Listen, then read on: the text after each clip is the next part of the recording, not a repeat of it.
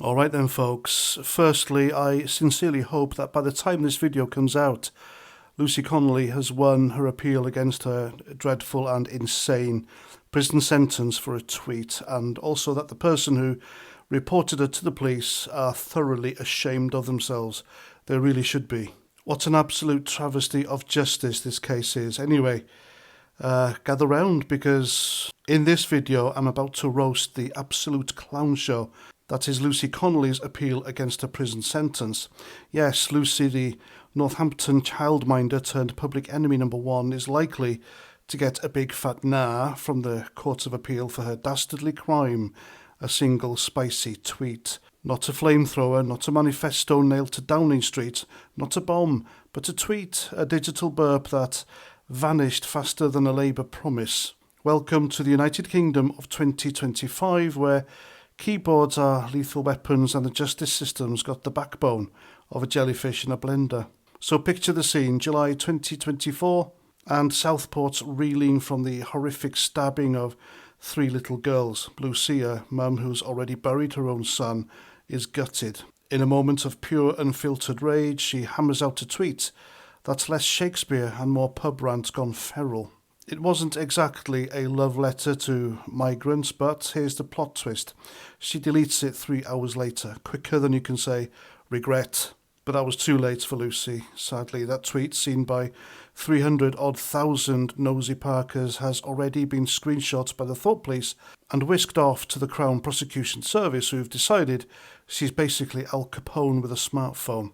Now fast forward, and Lucy's slapped with a 31-month stretch in HMP Drake Hall, sharing bunk beds with actual criminals who probably think incitement is a new vape flavour. Her appeal? A desperate plea to convince the black-robed overlords that maybe, just maybe, a tweet doesn't deserve more jail time than your average pub brawler. Her lawyer's defence is Lucy's 12-year-old daughter's a mess, her husband's health gets worse, and Lucy's been knitting scarves for orphans in prison. Okay, I made that last bit up, but she's been good. A model prisoner by all accounts. But the judges sipping their chamomile tea in the Royal Courts of Justice are likely to scribble, tough luck, the law's the law, on a post-it note and call it today. No courtroom drama, just a soulless PDF ruling emailed out like a parking fine. Now, Lucy's been denied temporary release to hug her kid because, and get this, public interest and media attention. Translation, the government's got her in a chokehold to prove they're the big dogs in the war on hate. Meanwhile, actual violent offenders are waltzing out of jail early, thanks to Labour's genius plan to fix overcrowding by handing out get-me-out-of-jail-free cards. Lucy's tweet gets 31 months. A bloke who nicks cars and punches grannies gets a stern finger wag and a bus pass. Two-tier justice? More like a justice system with the moral compass of a reality TV show. Oh, and the free speech angle. Don't get me started, or do, because it's hilarious in a dystopian way. Lucy's tweet, deleted faster than a politician's principles, was deemed so dangerous it threatened life. Really? Because I'm pretty sure the Southport riots weren't orchestrated by Lucy's 280-character tantrum. If we're jailing people over encouraging chaos, lock up every MP who's ever fibbed about NHS funding or immigration stats, but no. They're too busy polishing their halos while Lucy's fitted for metaphorical stocks in the public square. Meanwhile, terrorist-inspired Irish group Kneecap are still walking the streets, having called for the people to unalive their local MPs. Go figure. So the free speech unions shouting into the void, and even Swilla Braverman, who's about as cuddly as a cactus, called the sentence nuts. Of course, I'm paraphrasing, but the establishment, they're loving this pantomime. Lucy's their fall guy, the Wicked Witch of X. Proof they're tough on wrongthink. Never mind her grieving heart, her broken family, or the fact she's not exactly plotting a coup from her cell. Nope, she's a racist, so it's off to the gulag with her, while the real villains get community service and a biscuit.